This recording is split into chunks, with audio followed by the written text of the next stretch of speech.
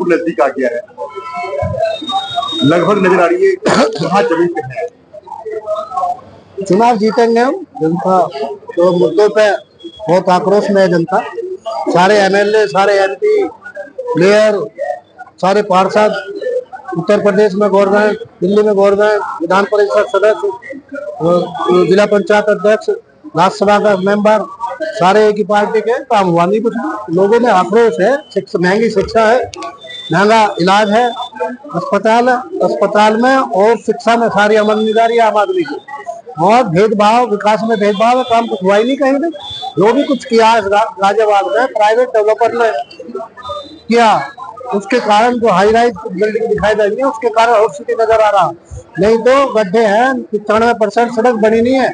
सुदामापुरी जाओ आप, जो हाईवे पार इलाका है ना, एक तो होगा लाइन पार, एक होगा हाईवे पार। हाईवे पार के इलाके में न नाली, न सड़क, न खड़ंजा, न स्कूल, न अस्पताल, नार के जीवन है। लाइन पार क्षेत्र में अतिक्रमण सबसे बड़ी समस्या है। अतिक्रमण कहाँ है?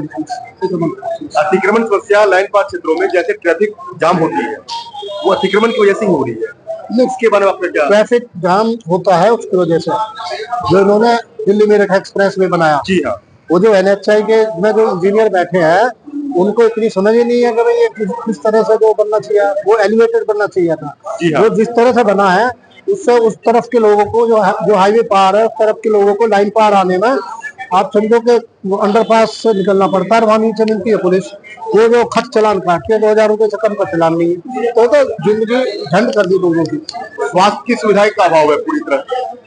पूरा लाइन पार क्षेत्र में तो ना सरकारी स्कूल है, ना स्वास्थ्य है। जीडीए है लूट बचाने के लिए बैठा। जीडीए के अफसर प्रॉपर्टी डीलर बने हुए हैं। और हम तो पूछना चाहते हैं भाजपा के लोगों से, भाई आपने इतने साल में 30-35 साल से कब्जा है तुम्हारा नगर निगम पे, आखिर हुआ क्या काम? कूड़े के ढेर लगे हुए, एससी की, ओबीसी और मुस्लिम आबादी में कूड़े के ढेर हैं। बीच आबादी में आपने जो डंपिंग ग्राउंड बना दिया, वहां से हटा क्रॉसिंग के सामने से वहां बना दिया। क्रॉसिंग जैसे सिटी के लिए, जिसमें 50,000 से ज्यादा लोग रहते हैं, 60-70 हजार लोग रहते हैं, वहाँ उसके लिए दिल्ली मेरठ एक्सप्रेस से सीधे कनेक्टिविटी नहीं है कोई। आबादी में हमारे चिप्याने के अंडरपास के नीचे से आता है, इधर जाम लगता है कॉन्टिनेंटल कार्बन के, फिर उधर जाम लगता है एबीएस के। इस पर कोई न ये मौज मार रहे सारे बीजेपी वाले, क्यों बिना मांगे तो ओबीसी वोट कर रहा। यदि हम कह रहे लोगों को, भाई आप अपने सवालों पे यदि गुस्सा नहीं होगे, बिना रोए तो माँ भी दूध नहीं पिलाती। फिर आप जो, यदि आप गुस्सा नहीं होगे, आप आक्रोश व्यक्त नहीं करोगे, तो आपकी समस्याओं का, आपके मुद्दों का समाधान कैसे होगा? सत्ता पक्ष के प्रति नाराजगी कितनी है, सब क्या है आपकी नजर में? वही तो बता रहा हूँ ना, 100% नाराजगी लोगों में।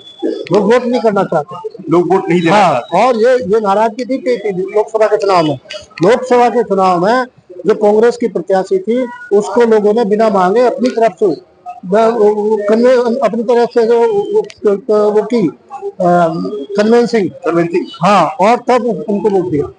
अभी जो जातीय समीकरण बना हुआ खासकर गाजियाबाद सदर में, उसमें अपने आप को किस तरीके से आप? 1.5 लाख तो ओबीसी है यहाँ।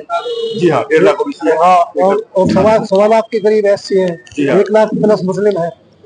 तो ये समीकरण, इस समीकरण में अपने आप को आप कहाँ पा रहे हैं? मैं हूँ, मेरा 25 साल का संघर्ष है, लोग जानते हैं। मुकदमे झेल रहा हूँ, मैं जेल गया। आज के अब तक के संघर्ष में आपको क्या लगा, इस चुनाव में जनता आपको मौका पूरा प्यार दे रही है, पूरा प्यार दे रही है। एक चीज बता दें, जीतने के बाद सबसे पहली कौन सा समस्या है जिसका निवारण करेंगे? सबसे पहले करूंगा शिक्षा का निवारण। शिक्षा महंगी है। ये भी पूछना चाहेगी कि शिक्षा के साथ साथ स्वास्थ्य की समस्या है, इसके बारे में आप क्या? इस पर भी करेंगे, दबाव बनाएंगे नगर निगम पे और जीडीए पे।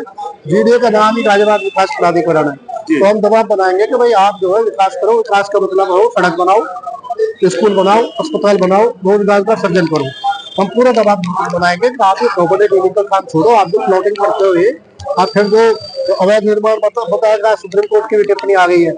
अवैध निर्माण बता के किसी के घर को ढा देते हो, आप बसा सकते नहीं हो और ढाने चल देते हो, तो ये जो ढावा ढूंढ का काम है बुलडोजर का, ये एक्शन बंद होना चाहिए।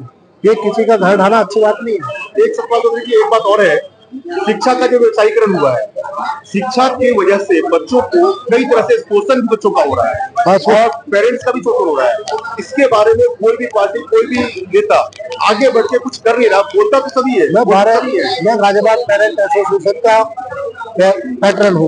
12 साल से हम लोग लड़ाई लड़ रहे जी। हैं। राइट टू एजुकेशन में 25,000 एडमिशन सवाल होने भी थे। इसीलिए है। हाँ, 25,000 एडमिशन होने थे, लेकिन उन्होंने 6,000 में खत्म कर दिया। 6,000 में भी बहुत आंदोलन करने के बाद 3,000 बच्चों का एडमिशन हो पाए। तो ये जो सारे स्कूल है वो सारे ज्यादातर बीजेपी के हैं, भारतीय जनता पार्टी के।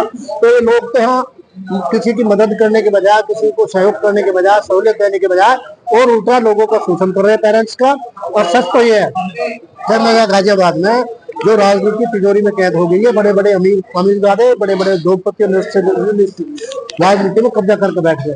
उनकी तिजोरी से राजनीति को मुक्त कराना है और आम आदमी के हाथ में सौंपना।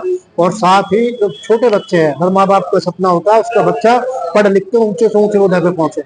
मैं उस सपने को साकार करने की कोशिश कर रहा हूँ, क्योंकि पढ़ाई इतनी महंगी हो गई है कि वो पढ़ा ही नहीं सकते अपने बच्चों को। तो मैं जो आंदोलन कर रहा हूँ, मैं जो मूवमेंट चला रहा हूँ, मैं उनके बच्चों के, यहाँ के माँ बाप के बच्चों को, उनकी पढ़ाई की लड़ाई लड़ रहा हूँ। इसलिए वो मुझे सहयोग करे ताकि मैं उनके बच्चों के जो मुस्तकबिल है, भविष्य, उसकी लड़ाई को लड़ सकूं और उनके सपनों को साकार कर सकूं। अभी पिछले दिनों सपा के सुप्रीमो अखिलेश यादव जी गाजियाबाद आए थे। उन्होंने पत्रकारों के पक्ष में बयान तो दिया, लेकिन पत्रकारों के साथ वहां पे कुछ दुर्व्यवहार सुनने को आया। इसके बारे में आपका क्या? देखो, वो तो अखिलेश जी सोने की चम्मच लेकर पैदा हुए हैं और स्थापित राजनेता के घर में पैदा हुए। उन्हें तो बड़ी शर्म आ रही थी, वकीलों का धरना चल रहा था। मैं उसी दिन चंद्रशेखर जी भी आए थे गाजियाबाद, मैं उन्हें लेके गया हूँ वकीलों के बीच में। उनका धरना चल रहा, उन पर लाठीचार्ज हुआ था, लेकिन अखिलेश जी नहीं आए। अखिलेश जी को आना था, वो वह धौलाना में मीटिंग की, धौलाना विधानसभा में चुनाव है चल रहा गाजियाबाद में, और फिर वहां से अपने कार्यकर्ता के यहाँ अमन यादव वहाँ रहते पटवा बिहार में, उसके घर जाकर चले गए। तो वो जनता के बीच में ज्यादा नहीं रहेगा, वो अपने केवल नारेबाजी से वोट लेगा। उपचुनाव के पहले प्रत्याशी आप हैं, जिन्होंने वकीलों के, एडवोकेट्स के धरने में हिस्सा लिया, उनका समर्थन किया। मैं हर संघर्ष में साथ रहता हूँ, किसी तरह से। राजीव न्यूज 24 की तरफ से आपको ये शुभकामनाएं। धन्यवाद। बहुत धन्यवाद।